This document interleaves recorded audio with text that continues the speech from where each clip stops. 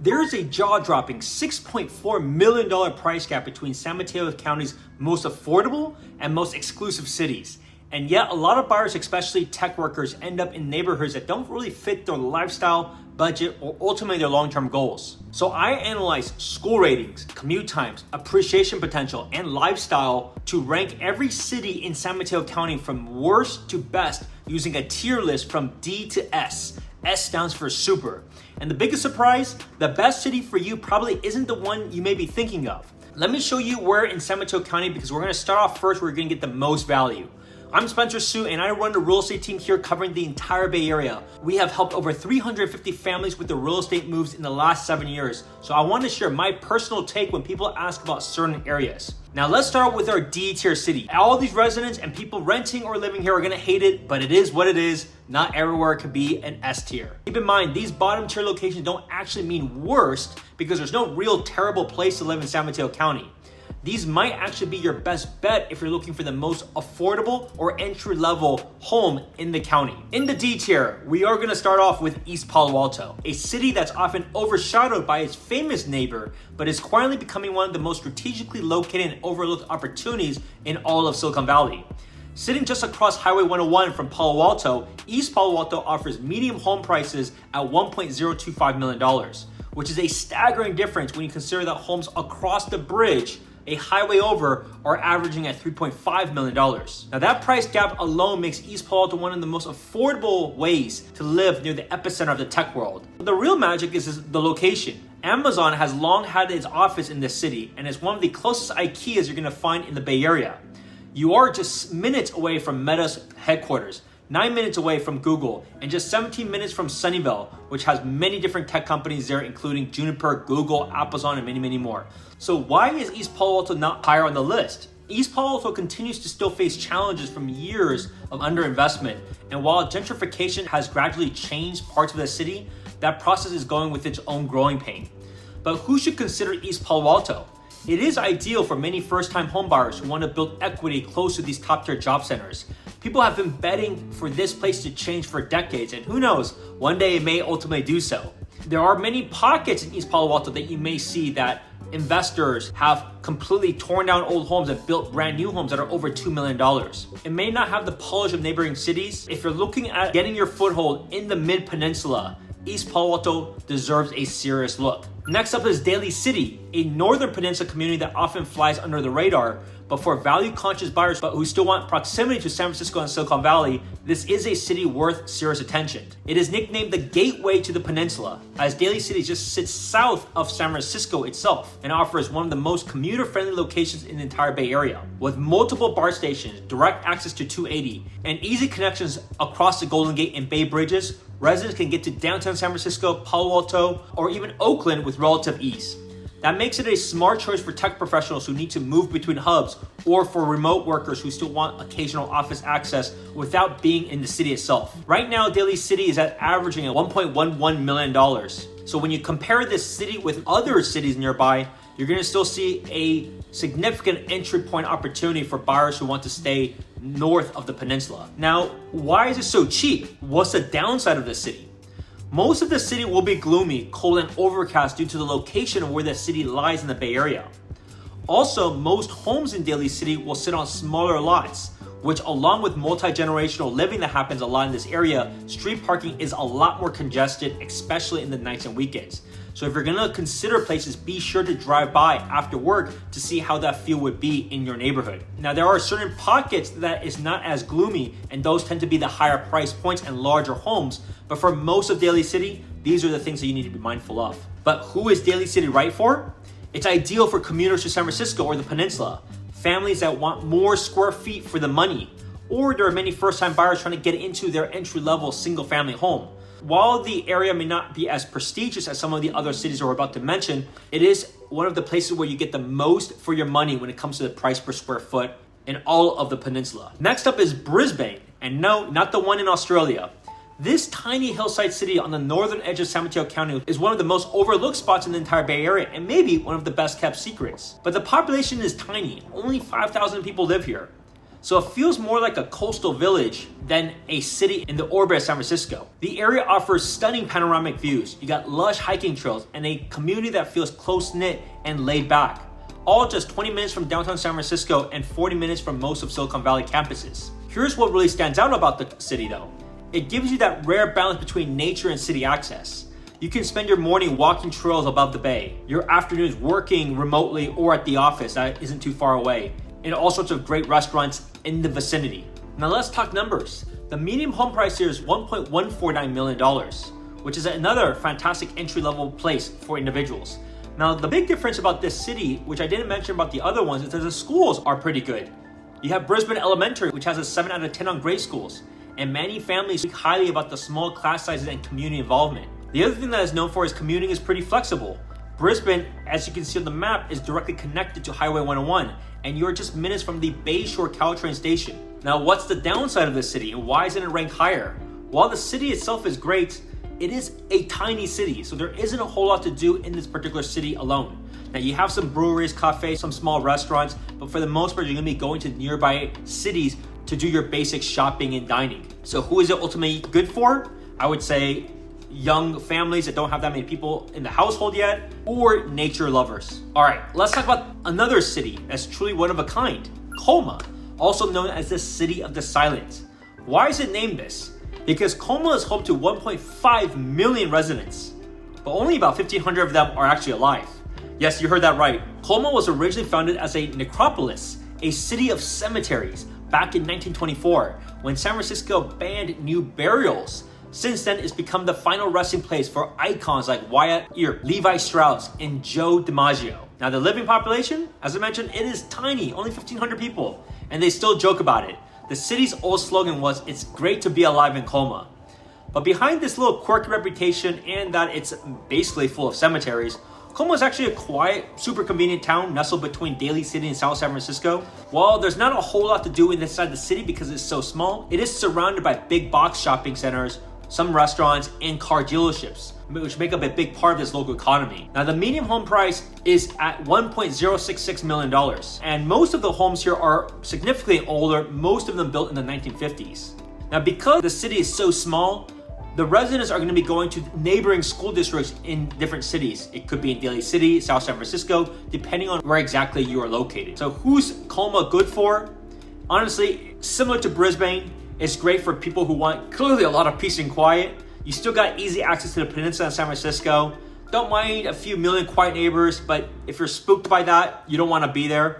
But if you're looking at something more active of a lifestyle and a lot more things to do, or a lot of companies based in a particular city, it's not going to be that good for you. Now, before I show you our C-tier cities, what do you think so far? Remember, you got to put 4 or 5 cities on every different tier. So did I hit the mark, or would you prefer other cities to be at the lower? Leave in the comments below. I love to hear your opinion. But if this is helping you so far, you gotta do me a huge favor and click that subscribe button, because every single week I'm putting out videos about neighborhoods and about areas to help people like yourself find their perfect spot by buying or selling in the Bay Area. So whether you're moving in 2 months or in 2 years, I'm here to help you and connect with you with your goals. All right, let's talk about the next tier, the C tier. Let's start with Pacifica. Pacifica is a coastal town just south of San Francisco that many people wouldn't go to outside of maybe checking out on the weekends. This area stretches across 6 miles of beach and coastal bluffs along Highway 1. And the city offers a lifestyle that feels worlds away from the Bay Area's urban hustle, even though it's only a 20-minute drive from downtown San Francisco on a clear day. The next place you're gonna get closest to this would be somewhere like in Santa Cruz. Now, the home prices here have a median $1.26 million, so it is much higher than the other ones that we went over. So what draws people to this city itself? It is a beautiful place. This isn't just a surf town. You got a lot of great hiking destinations, mountain biking, and coastal exploration. You got the Linda Mar Beach, also known as Pacifica State Beach, which is a local favorite for surfers and dog walkers alike. Further north, you got Rockaway Beach, which offers charming restaurants, scenic ocean views, and boutique shopping trails like Maury Point and Devil's Slide, providing sweeping vistas that rival anything you're gonna find in Big Sur without the drive. The community has all sorts of unique events, like the World Dog Surfing Championships, adding a fun and quirky touch. This location also will depend on where you live, similar to like Daly City. Many areas will have fog, so you gotta be mindful of like when you actually go visit, And if you happen to get lucky on a sunny day, assuming it's always that beautiful. The other downside of Pacifica is that it is pretty far away, so you're gonna definitely need a car. If you're going to work anywhere outside of San Francisco, it's gonna be quite the trek to go all the way north back down the highway. Now, in terms of lifestyle, the pace is also slower, the crowds are thinner, and people who live here tend to stay for a long haul because it's a very polarizing city. People will either like it a lot or they will hate it because of the location and lifestyle and the things to do there. Now, school-wise, it's actually quite good and it's a hidden gem. Not many people know that their elementary, middle, and high school are actually fairly high rated compared to other places that are even a lot more expensive even on this list. So for those that are wanting good schools, they're okay with the commute, they like that kind of beach, cliffside lifestyle, then it's gonna be a fantastic option for many. But for most, that commute is pretty far away. And so that's why it's not rated higher, because if there was easier access to the big campuses, I would put this at least a B tier. Now next nearby is Half Moon Bay. This is also a place that is by the coast with just under 12,000 people. This seaside city offers sweeping ocean views as well, scenic beaches, and once again gives you that surf culture that is very hard to come by in the area. Now home prices here are a lot more expensive than Pacifica because as they are at $1.54 million. Now, because of these strict coastal development regulations that we have already seen with some of the fires that have been going on a long time ago back in LA, don't expect major growth in supply. Now, what makes Half Moon Bay appealing though is you will experience it the minute you step outside. Very much like Pacifica, it's a lifestyle driven by the ocean. The beaches here, like Poplar Beach, Half Moon Bay State Beach, are pristine and less crowded than their counterparts further north. You also have the very famous Ritz-Carlton here, which injects some luxury into the local economy. Plus, you also have that fantastic golf course, the Half Moon Bay golf course, that you have people traveling from all over the bay, but even outside of the area to go experience and witness. They also got some nice, cool strips that I like to go to from time to time, especially on hotter weekends, because it's such a cool vibe and you got some delicious chowder and seafood on the route there. The downside, once again, and why it's not ranked higher is that because to get there, especially not from the north, but from more in the mid-peninsula side, there's a bunch of drawbacks to be able to get there from a road perspective. And so if you imagine if it ever has an accident or it has bad weather, that can be a dreadful experience. Now, if it wasn't for the commute, once again, if you got a comfortable lifestyle, it is a great place to consider. Just be mindful that if you ever do change jobs or your job requires you to be back in the office more, it may not be the top pick for people. The people that tend to live here also is not necessarily a young professional hotspot, nor is it really family focused per se. I feel like it's people that want to live here either because they really appreciate the oceans and the waters, and or they may use it as a secondary home. I have many clients that have this as a secondary home, but they don't live in the Bay Area proper. They just use it as a weekend or some months at a time. Okay, next up we got San Bruno. Now this city is wedged between Millbrae and South San Francisco, and also gives you direct access to BART, Caltrain, and Highway 101, making it a very good location for commuters.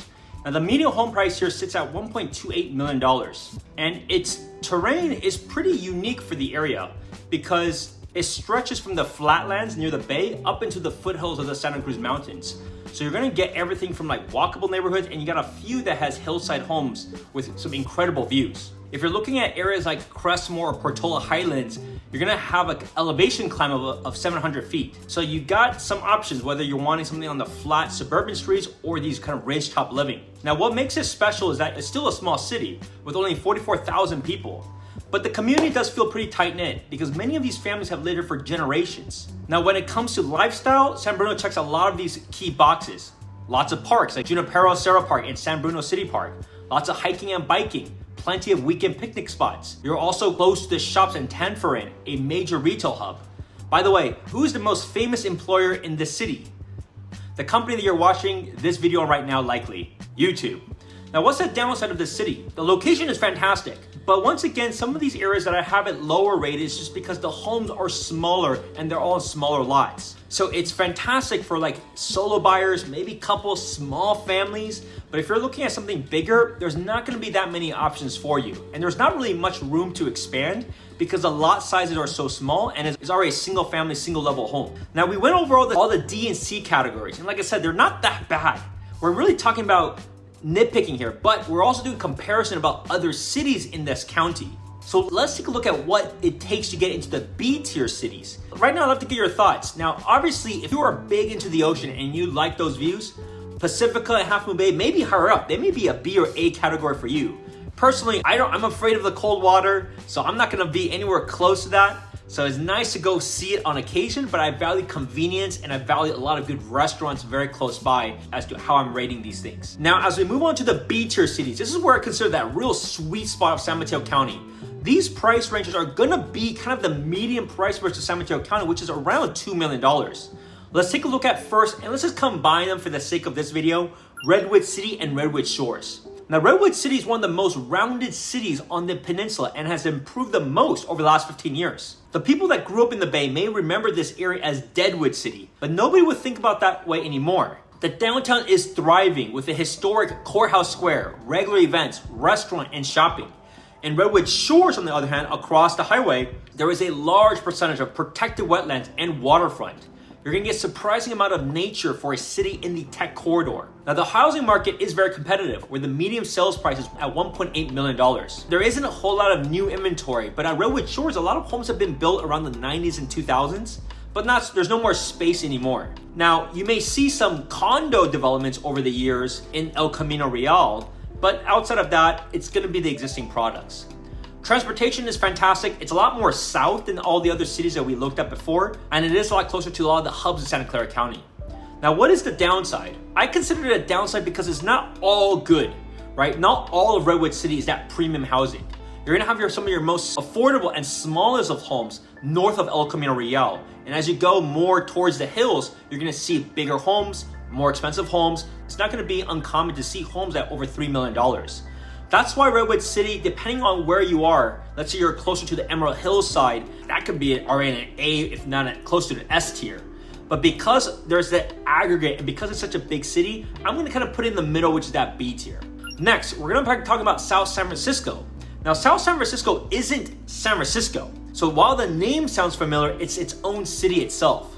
But it might be one of the most strategically located and economically underrated cities in the entire Bay Area. It is adjacent to San Francisco International Airport, so it makes it one of the easiest commutes if you are a commuter or if you're traveling significantly around the world.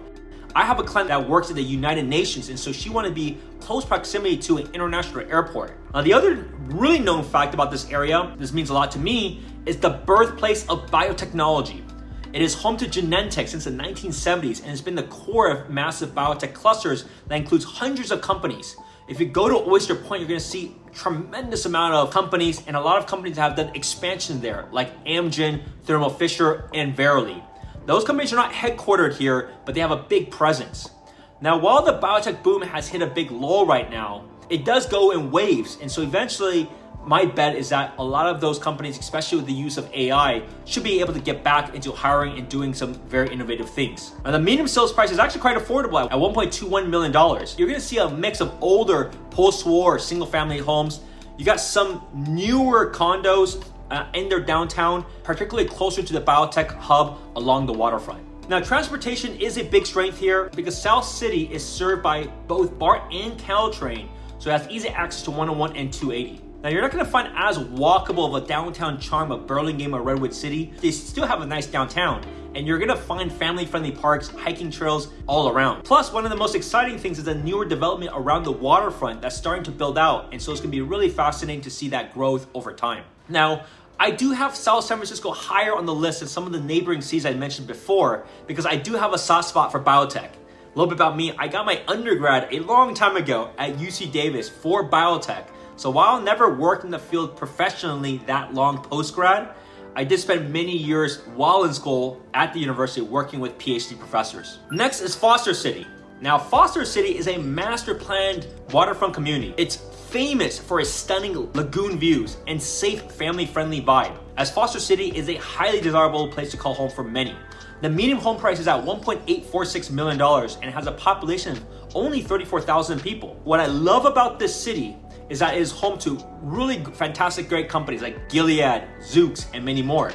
Education is important and a strength here, as many of the schools, including elementary, middle, and high school, have some pretty good public schools. Now, what I love about the city the most too is that because it's a newer city, it's planned. So it's very rare to be in this part of the Bay where you're gonna have a dedicated space of commercial, residential, mixed use, apartments, and so on and so forth. Now, there is some drawbacks about the city. There are two main things that people think about. Number one, because the city is built on landfill, this is a polarizing view.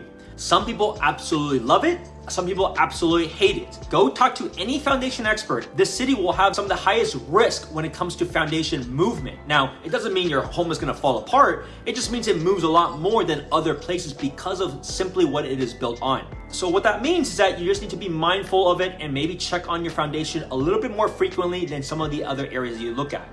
The other thing is that on hot days it's fantastic, but generally because it's right on the water, it is generally windy and quite cold.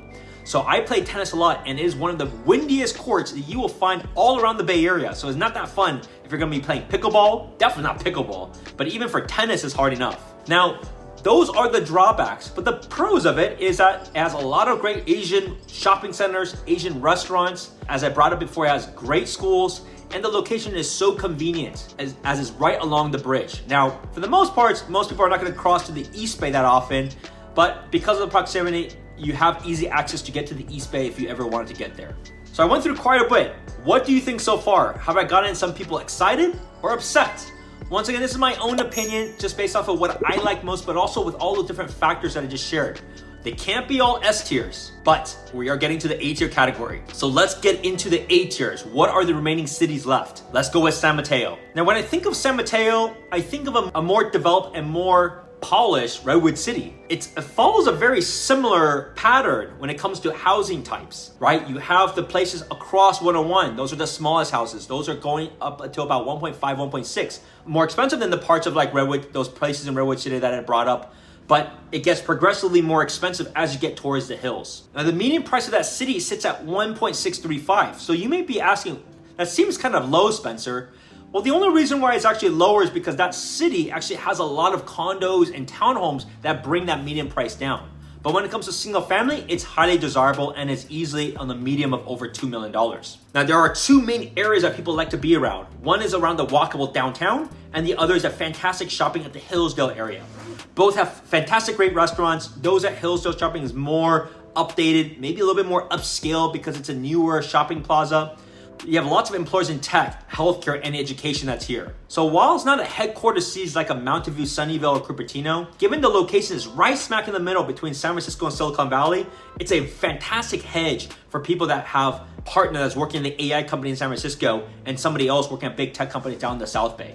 From a lifestyle perspective, it has some fantastic parks there. They have their own version of a Central Park. They got the Japanese gardens, a lot of great farmers markets and community events in the downtown area. There's a lot of things that keep it feeling very vibrant without feeling like overwhelming or completely packed. Now, for this city, there isn't too much downside for this city. I mean, I like it a lot because you just got so much great dining places and easy access, especially when it comes to the job hubs. Now, the only real downside is the schools aren't as good for the price range of where it's at, but a lot of families are perfectly fine with that. They either go to private school or most of them will end up going to private school if schools matter for them. Next is Millbrae. So Millbrae is a smaller city at only 23,000 people, but the price point is not small. The median price point is $1.965 million, and it's all about livability. It's got a great small walkable downtown, growing restaurant scene, and strong community events. Now, the key about Millbrae that San Mateo doesn't have is that the Millbrae schools are actually pretty good. The elementary school, the middle school, and the high school all have great ratings. Now, when it comes to the high school, there are options depending on where you live. You could be getting to the Mills High School, which is located in Millbrae, or you have the neighboring city of Burlingame, which is also fantastic. Mills High School has a strong academic reputation and is one of California's distinguished schools multiple times over, often scoring in the 9s and 10s on grade school. Now, I would say the culture here of the people that choose to be here is a little bit more laid back and family oriented. You got great hiking options like San Andreas Lake, scenic views of Green Hills Park, and plenty of neighborhood parks all throughout the city. The small downtown that I mentioned earlier is great for like small coffee shops, bakeries, and a handful of excellent restaurants. There's no real companies based here, and it's not definitely any sort of things to do at night. When it comes to great family-oriented locations, I level it up as one of the great places to be, mainly because of the good schools and the good location. Next is San Carlos, which is a hidden gem right in the heart of the peninsula. It has a population of around 30,000 people. And what I like about that is what they have continued to do in their downtown strip. The median price right now in the city is at $2.356 million. Now the downtown strip is great. You got a lot of great small restaurants, and you also have some newer condo construction that are nearby. Now that area, because it's so close to El Camino Real, you're easy access to the Caltrain.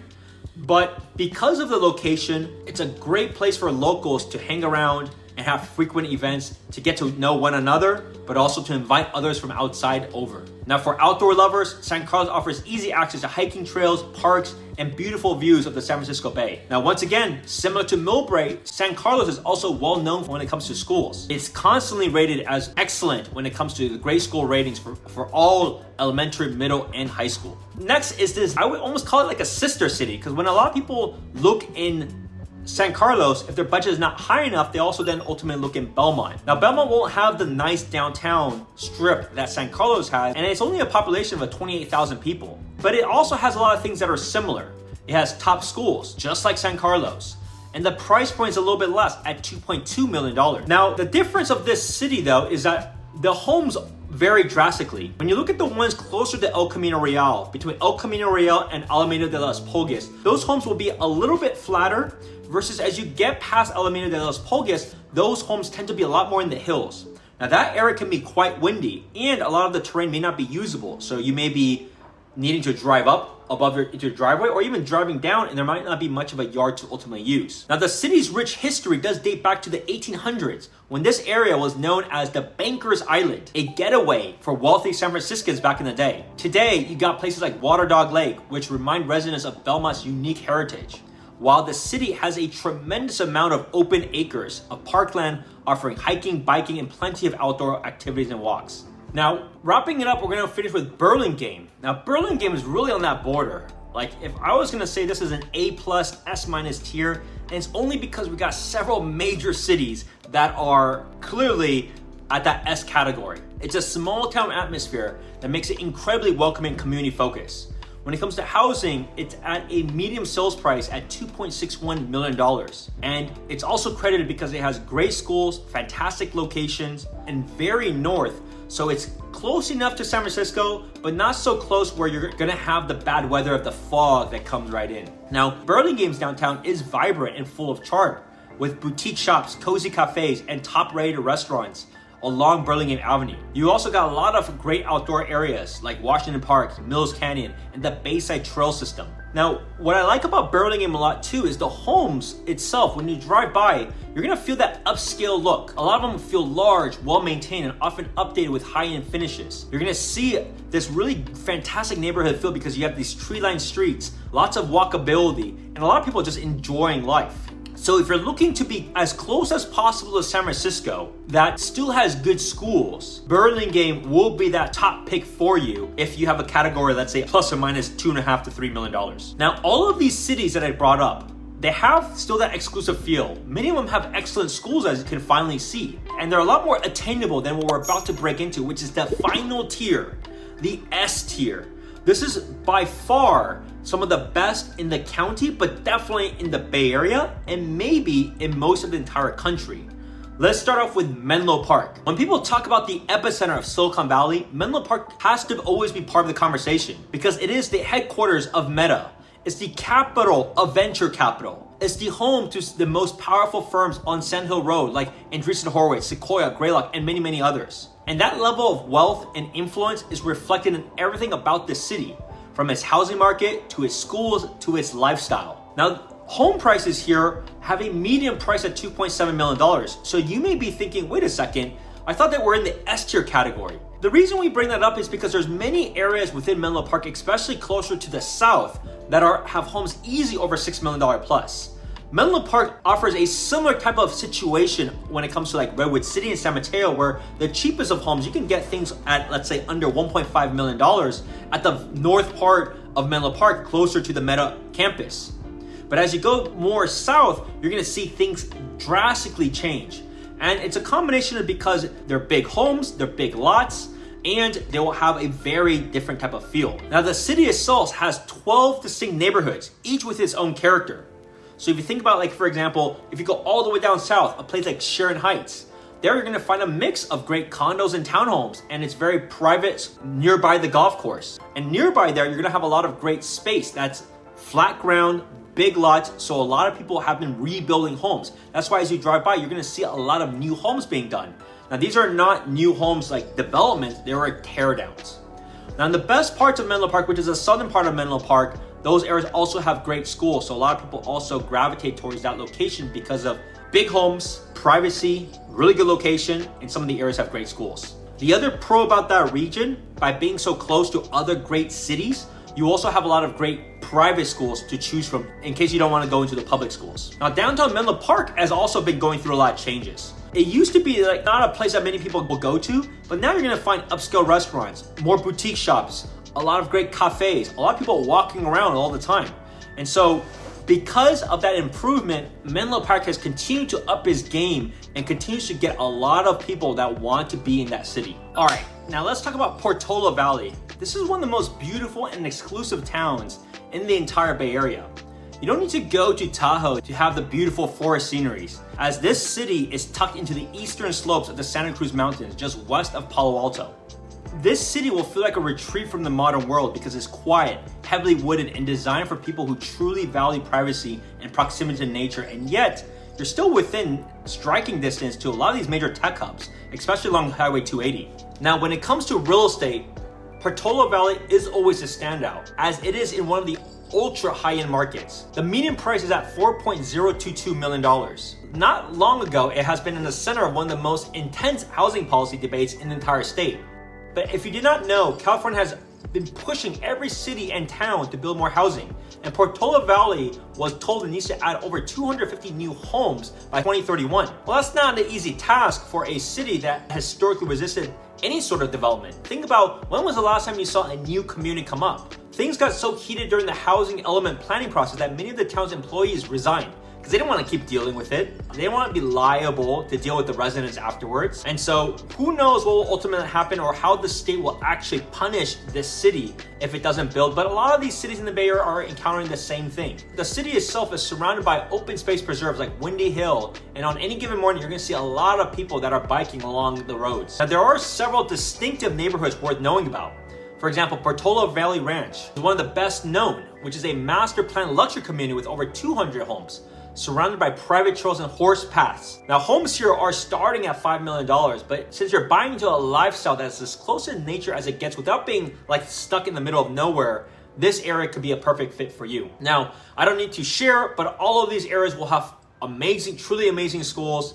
So I'm not gonna really cover that for the rest of the tier list, but no, if you're gonna be living in any of these S-tier cities, your schools are gonna be some of the best that you're gonna have along the Bay Area. Now, next to it is another city called Woodside, which is also another area that most people won't head toward. Now, the reason why Woodside and Portola Valley are so exclusive is because if you think about that side of the highway, there is no companies out there. The only times people will actually go there is either they live there, they maybe play some activity like at the racket club or the country club there, or they're just going there to have some of the fantastic dining, as there's only a few select places to go there, which they do have excellent brunch, by the way. This city is also one of those cities that's very quiet, lots of greenery, one with nature. Don't be surprised if you're gonna have deer and lots of critters in your yard, some turkeys, you get a mountain lion here and there. That is very common. Now, this city is cheaper than Portola Valley with prices at $3.8 million.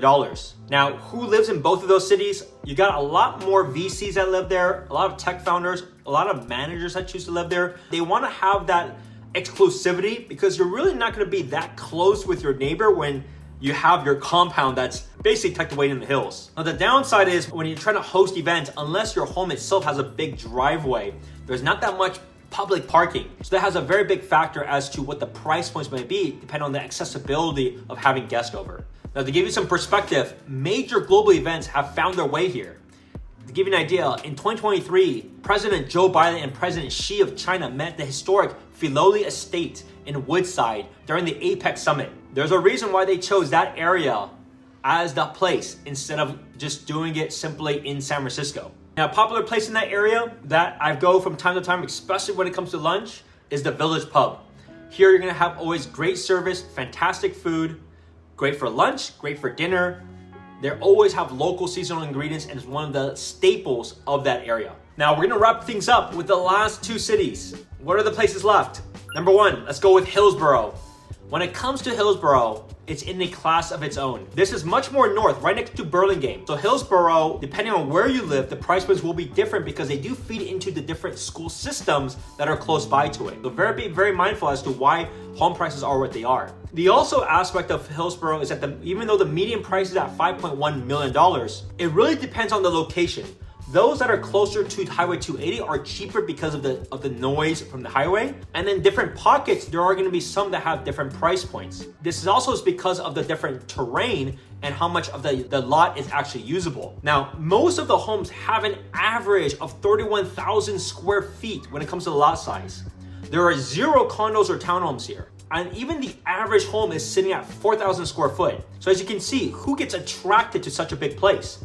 You want people that have privacy, usually multi-generational families. You value good schools. You value the privacy with such a big lot. I mean, you can literally throw weddings and private parties in your backyard and barely anyone will hear from you. Those are all the important factors as to why Hillsborough ranks so well. And I would say if you're coming from the Santa Clara County side, Los Altos Hills will be a fantastic comparison. Very similar price ranges, very similar styles. Depending on where you look, Hillsborough will have more terrain, and Hillsborough generally serves those that more work in San Francisco. Or they did really, really well on the biotech boom in South San Francisco. That's usually what I find as the main people that go there. So there is some downside to it. There isn't any restaurants in that city specifically. There is no real commercial centers in that, but it does have the Hillsborough Racket Club, so it's a way to play tennis and socialize. And it is still also fairly close by to neighboring cities like Millbrae and Burlingame, which is just down the street, about 10-15 minutes away. Last but not least, we're gonna wrap things up with the S+ tier, which is Atherton. This is the ultimate zip code and city in the entire country. I think maybe only the Hamptons in the East Coast can rival this. There's only 7,000 residents here, and originally it was called Fair Oaks before its incorporation in 1923. Atherton was renamed in honor of Faxon Dean Atherton, a mid-19th century businessman. Since then, it has grown to one of the most exclusive and desirable places in the entire area. The median price is at $7.5 million, and these are sprawling estates with lush grounds. You got usually guest houses, and plenty of them will have tennis courts. Now, this area most people won't really know about because most of them are gonna have giant walls up, and the zoning is a minimum of 1 acre. There is no dense housing, there is no apartment complexes, no commercial developments, just pure privacy on a flat ground. That's why you have legends that live here, like Steph Curry, Sheryl Sandberg, Jerry Rice, and many, many more have called Atherton their primary resident. Now, even though there's no real commercial activity in the city itself, it's very small. And so people can easily go to Menlo Park or Palo Alto to do their dining, shopping, or if they even still go grocery shopping. In that area surrounding it, you're gonna have lots of Michelin-starred restaurants. And although Atherton doesn't have a bustling commercial core, it is one of the most exclusive cities that you can possibly be in the entire country. After taking a close look at everything San Mateo County has to offer, from its affordable homes of some of those places that I label as E tier of around $1 million to Atherton at the medium at $7.5 million. This is all within one county itself. It really only takes about 30-40 minutes to drive from the north all the way to the south. And so it really depends on your budget, your lifestyle, what you're going after, and then I can personally help you figure out what is your best option here, whether it's a condo, townhome, single family, whether you're a new couple, you just got married, just had kids, have older kids. We can help you everywhere in the Bay Area.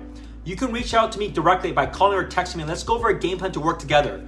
408-547-4590, and I'll personally tell you where you should likely look within 10 minutes of hearing about your needs, and then we can go underway to find you the next place. Now, if you found this video helpful, you gotta be sure to hit this video here because YouTube thinks it's the one you're gonna enjoy the most. See you next time.